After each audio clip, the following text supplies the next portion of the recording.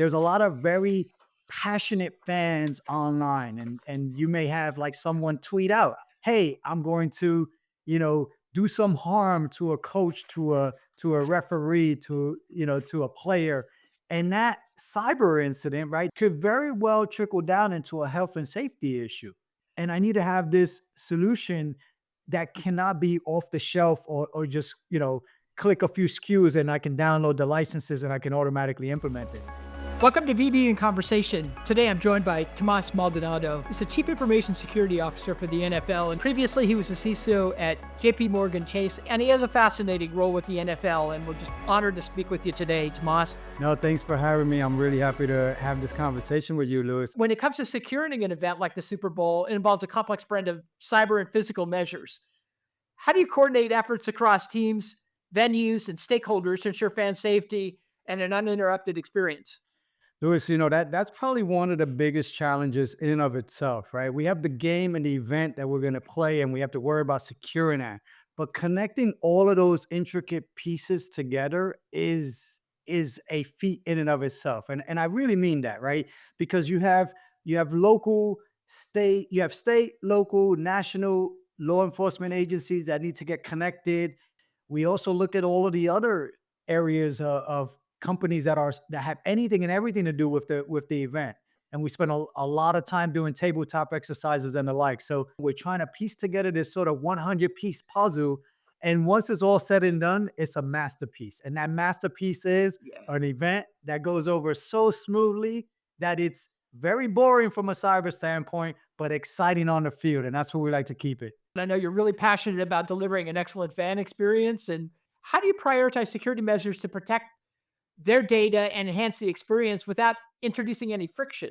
Well, we try to introduce friction where it's necessary. I'll go back to the fundamentals of cybersecurity or information security, right? Confidentiality, integrity, and availability.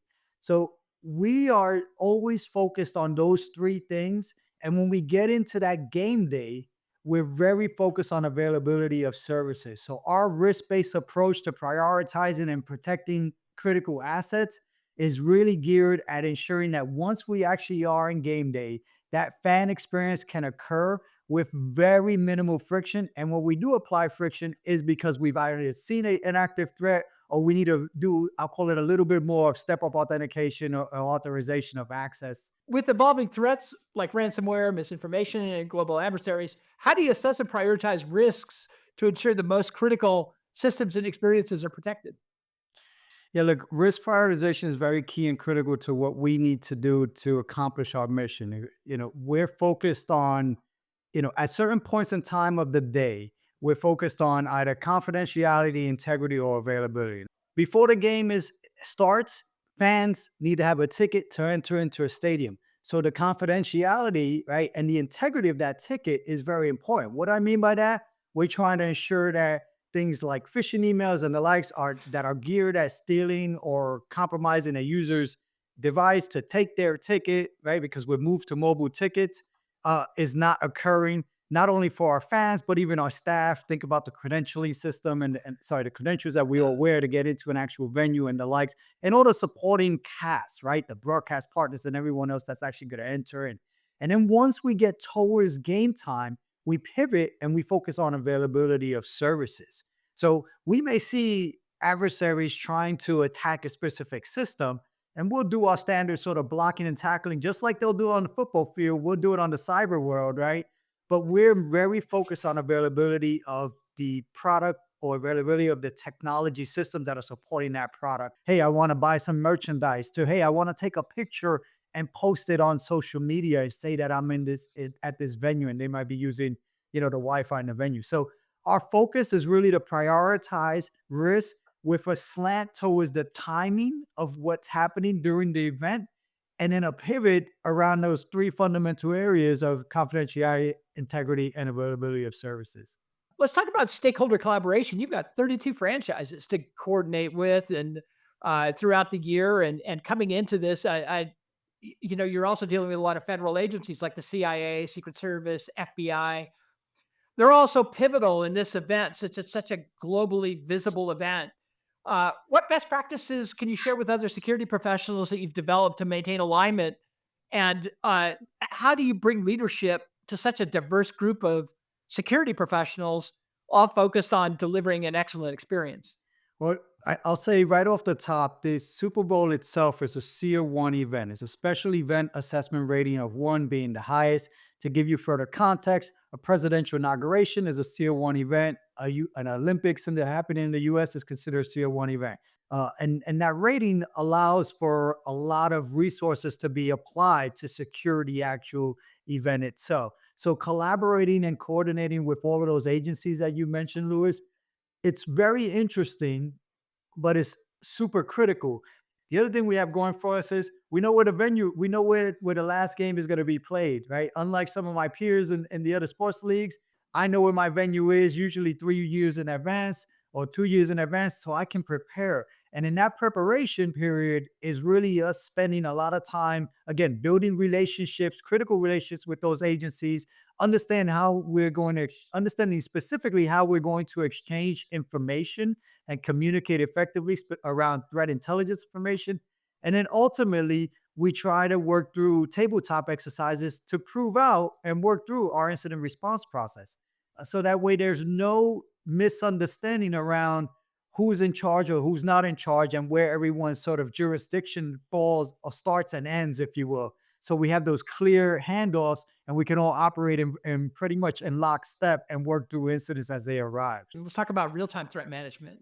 On game day, how do you balance the need for real-time threat detection and response while ensuring operational continuity and ensuring the event proceeds with no security interruptions overall? Having that threat intelligence information around what's happening is very important for us to be able to make decisions around whether we need to either take down an asset or a resource, if it's performing with some sort of anomalous activity, or whether we can Yeah. deter and delay taking down the resource because we've been able to effectively block and tackle the cyber threat that we faced. So we're also playing a game as well with our adversaries, right? So we're just not playing offense, unfortunately. Yeah. We're playing a lot of defense, a lot, tons of Sure. defense. Every minute by minute of each quarter is very important and very critical for us.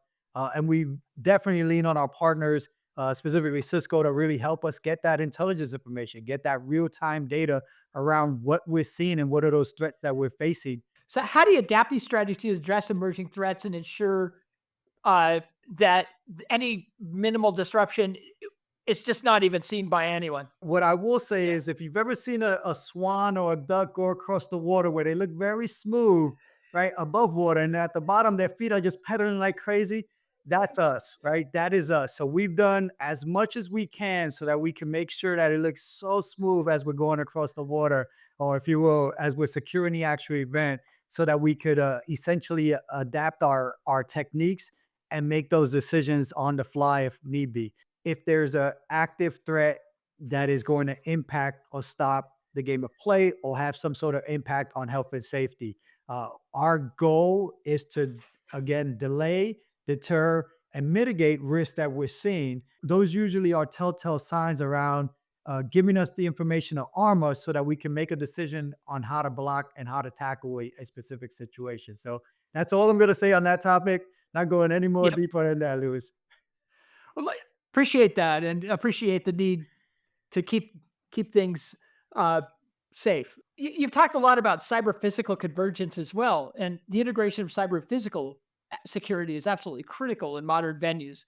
How do you approach this convergence to ensure both digital and on-site safety of the fans and staff are scale and meet the CIA triad? So for us, that cyber physical convergence is very, very near and in your face. But if you think about the types of incidents that we deal with today, for some reason, there's a lot of very passionate fans online. And you may have like someone tweet out, hey, I'm going to, do some harm to a coach, to a referee, to a player.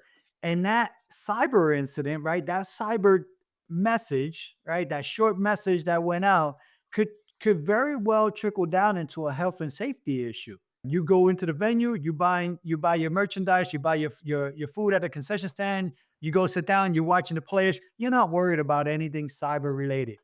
So that's my job, right? Our job is to ensure that those systems that you're interacting with and seeing, right? You're watching replays on the video board, you're listening to announcements on the loudspeaker, you're going up and down the escalator or in the elevator, you're swiping to get in.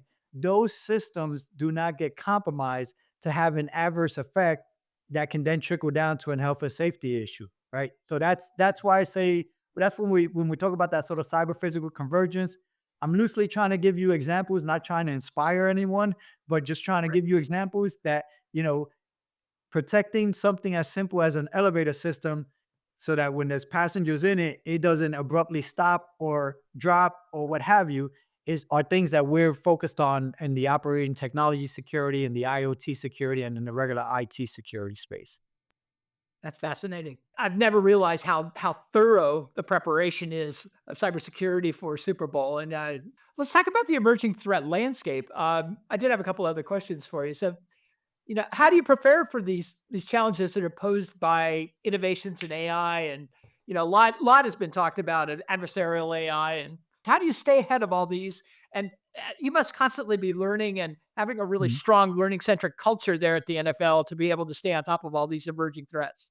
Absolutely. So I use this sort of analogy because I like scuba diving. If you're a fish just in the water and you're stagnant, a big fish is just going to come and gobble you up. So you got to constantly stay moving so that you can keep your eyes on what's happening. The same goes with cybersecurity. So we're constantly evolving. The cyber threats are not getting any sort of they're not slowing down, if you will.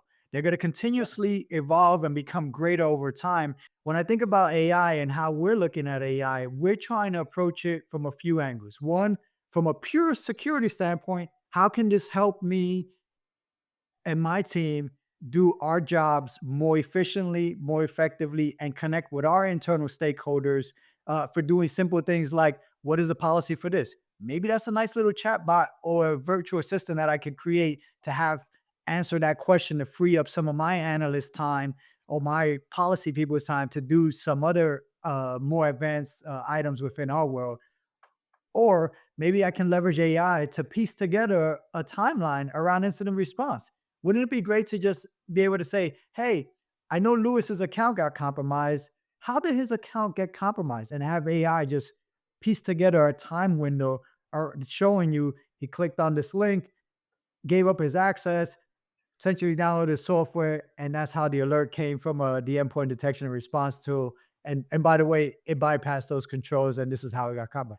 That would be great. That would accelerate our speed to not only detect, recover, respond, but also potentially add on and be able to mitigate those types of risks from happening. So we're looking at it from that angle as how we're using it internally for our security operations. Yeah, what's your long-term vision for scaling the NFL cybersecurity efforts to meet the growing demands of fans, teams, and global operations?